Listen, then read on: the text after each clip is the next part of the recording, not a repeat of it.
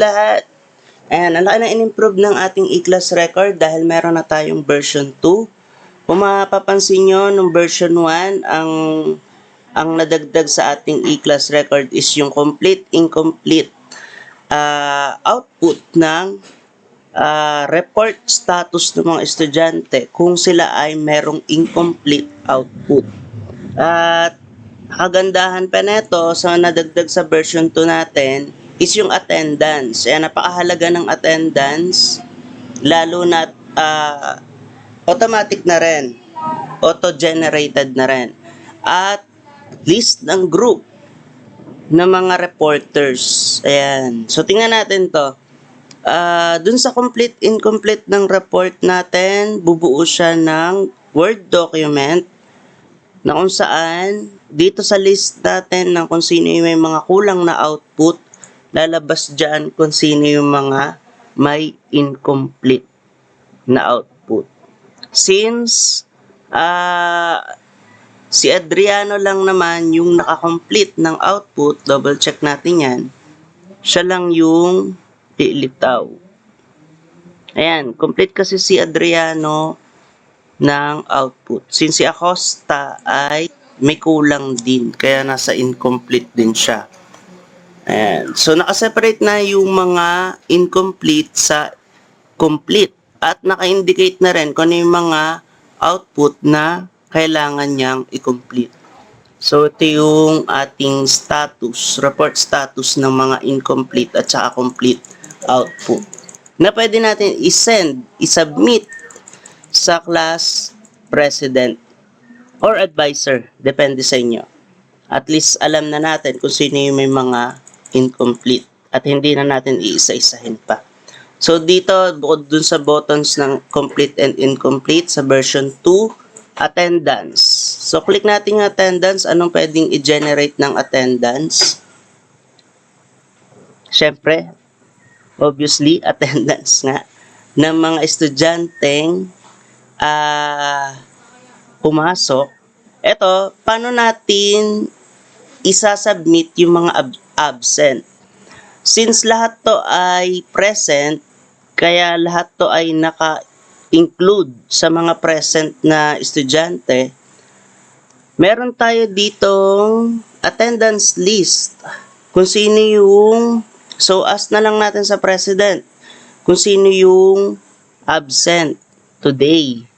So, naka-check yan, since present ka, meaning, include ka dun sa list ng mga present. Kaya, i-delete ko, halimbawa, absent si isang estudyante, i-delete natin to, itong check na to. So, sa keyboard lang naman maibabalik lang yung check eh. Ayan, double click lang natin yung cell and then click check kapag present siya. Then kung absent siya, burahin lang natin yung check. Ayan. So, dalawa ang nawala sa atin na absent, si Acosta at si Adriano. Pag bumuulit tayo ng attendance, mapapahiwalay na siya sa grupo ng mga present. At meron na silang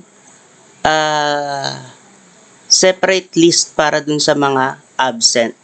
Naka-indicate din po sa taas kung ano yung date today.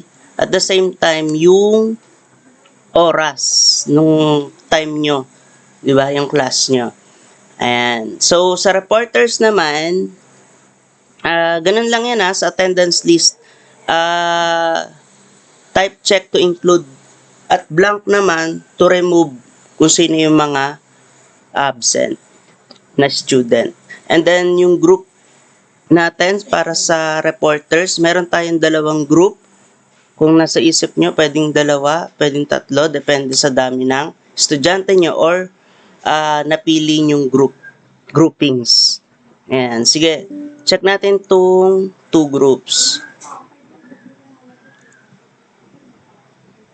Ayan. So, group 1, meron tayong group 1, randomly selected ang student ng group 1. Since hindi ito magkakasunod, according sa arrangement, para hindi rin magulo yung sistema na magra-random ka pa, 1, 2, 1, 2, At least ito, naka-random na siya. Wala na ring pilian na magaganap. And depende sa pagkakasundo nyo ng mga estudyante. If ever lang na gamitin nyo to, maganda to para hindi na tayo mahirapang mamili ng grupo o groupings. Kung ikaw yung masusunod. So ito yung sa group 1 and 2. Ano naman yung tatlong grupo? Doon save muna natin yung mga attendance and so kaya pa naman natin gumawa ulit ng panibago, mag-generate ng bago. Ito naman yung sa groupings para sa tatlo. So wait nyo lang, automatic na rin pong gagawa yan ng Word document. Group 1, Group 2, and Group 3. Ayon sa kanilang randomly selected groups. And then, Word document, generated document para sa 4 na grupo. Group 1, 2, 3, and 4. So, ang galing, di ba? Hindi ka na mahihirapan pang pumili sa attendance, hindi ka na rin mahihirapan gumawa ng list ng attendance since kung alam nila kung sino yung mga absent today o nakalista yung mga absent today, auto-generated na yung date and time at yung dami ng mga estudyanteng pumasok nung araw na yan. Ayan. Hindi lang po yan sa quarter 1. Actually, meron din tayong attendance para sa quarter 2, quarter 3, and quarter 4. Ayan. Lahat din yan may buttons for complete and incomplete report. Pa-check na lang din yung video tutorial para dun sa step-by-step tutorial ng macro-based kung paano ang pagbubukas ng macro.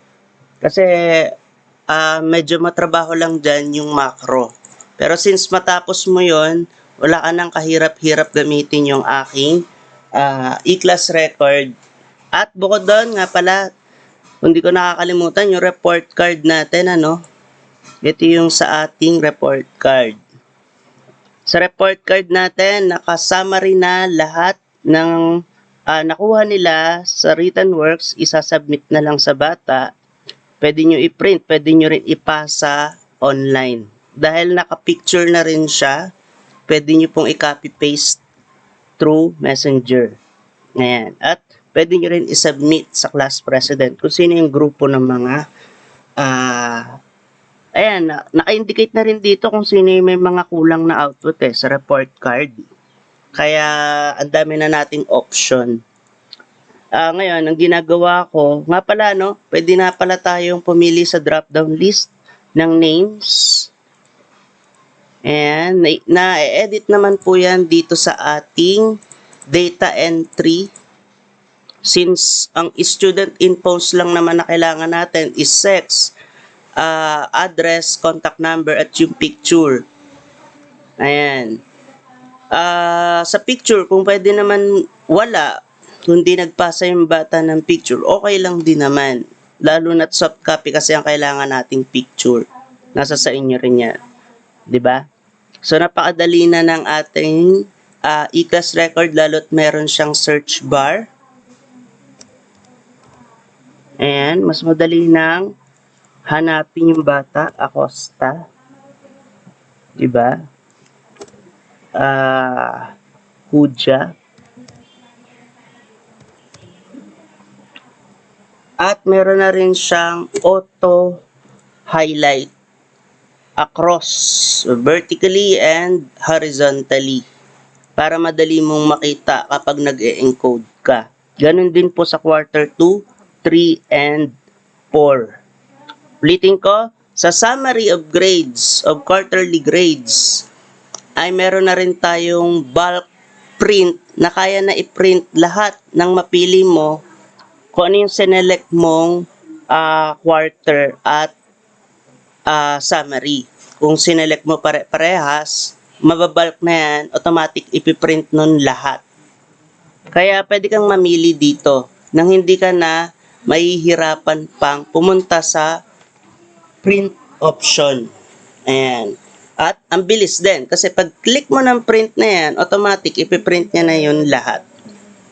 Pero kung Duda kayong i-print muna dahil baka may mga mali pa. Pwede nyo ding i-bulk print preview. Lahat. So, lilitaw lahat. Yan, may isa-isa mo. So, ito pala yung ating preview nung ating quarter 1. Yan, so pwede na natin i-close to. Ito naman yung sa quarter 2. And then quarter 3, 4, and last one is yung ating summary of grades. And lalo na tinahide natin dito, no? Yung mga parts na hindi naman natin kailangan bago natin i-print. Okay, and then may backup din tayo. Si hide and unhide buttons is para i-hide yung mga buttons na nakikita dito sa class record. Pati na rin yung search bar. Yan. Para hindi siya kita since pag pinrent natin to, hindi halatang meron tayo ditong naka-visual basic. Ayan. So, thank you po.